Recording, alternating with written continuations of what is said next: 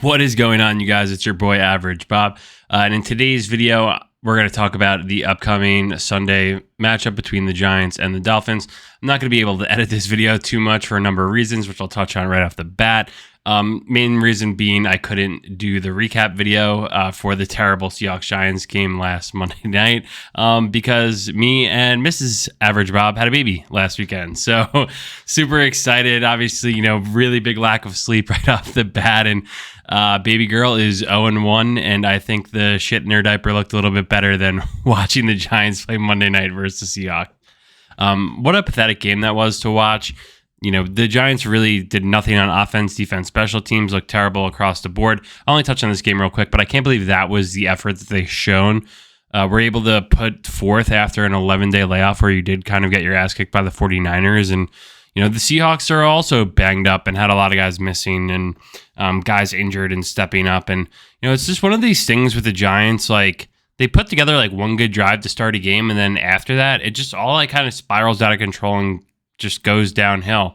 The offensive line didn't do a good job. Obviously they gave up 10 sacks, 11. I think Paris Campbell got sacked too on some stupid, I don't even know, wide receiver screen or reverse pass or something. But they have a lot of work cut out for them. They just, and things are so desperate over there now. They've re-signed old vet Justin Pugh, who's with the Giants, feels like forever ago at this point. But he's coming back, and it's a position that, screw it. Let's see what he could do and see if he could play. So I'm for it. But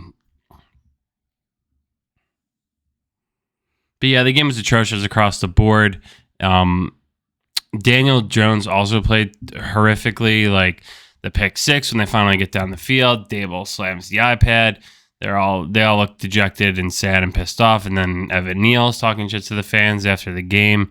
And then later on in the week, which he apologized for. I did a video on that last week, so be able to just sure to check that out as whenever you get a chance, and because it has a lot of my thoughts in that and just athletes in general, especially the entitled ones.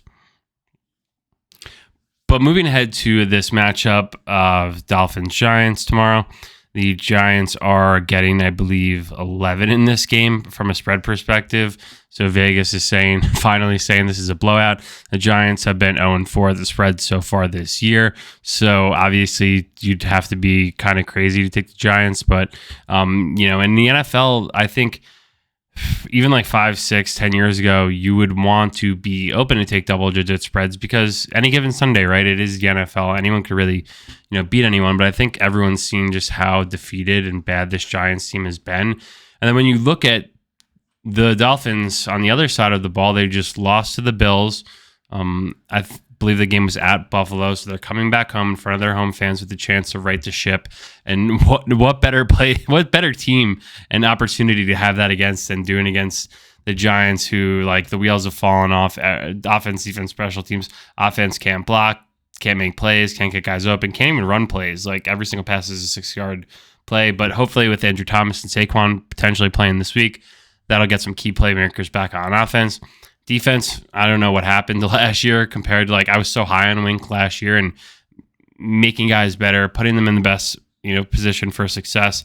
And that's kind of gone wayside completely this year. Like I don't really know what to make of it. They don't get to the quarterback. They get no pressures. They barely get any sacks. So it's going to be interesting to see how you're going to get a scheme going to stop the impressive Dolphins offense, which Tua is kind of in MVP form right now. Obviously, Tyreek Hill is one of the best wide receivers in the league. Waddle's back there now too, and they have two dynamic running backs and the marvelous Miss Mostert and Achane. I don't even know how to say his name because literally I've every single weekend has been so clogged with stuff besides watching the Giants games. I haven't had a time to really spend those much needed 7 commercial-free hours watching Red Zone on the couch. But yeah, they have a lot of weapons across the board, and it's going to be a tough task for the Giants to try and stop them.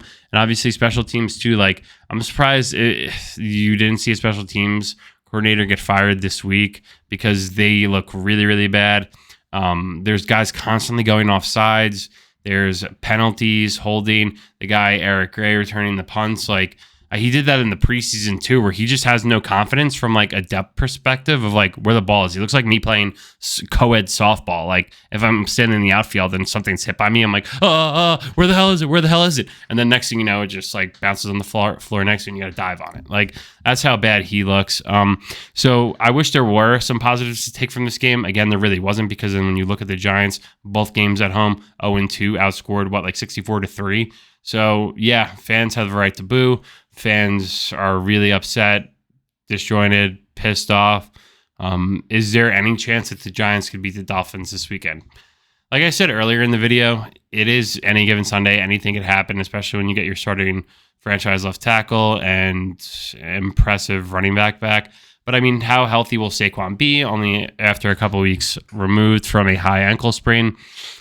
Tough to say. I mean, is he going to be on a snap count, right? Like, if you're a running back and you have lower body injuries, doesn't always bode too well to, when you're an explosive playmaker. So it's going to be interesting to see how they bring him back into the fold. Honestly, is it that bad that I'm at this point? Like, I would just like to see somewhat of a competitive game where guys can start doing stuff, because again, it truly feels like the guys in the Little Giants, like, we gained a yard. Anytime we do anything, as teams just go down, 10 plays, 75-yard touchdown drives left and right on us, and we could barely get a first down. So with that, I hope you're able to enjoy the game. And who knows, maybe the Giants will shock the world, or, the Dolphins will put together another 60, 70-point performance, and, you could laugh and just say, wow, what a terrible season we're having so far.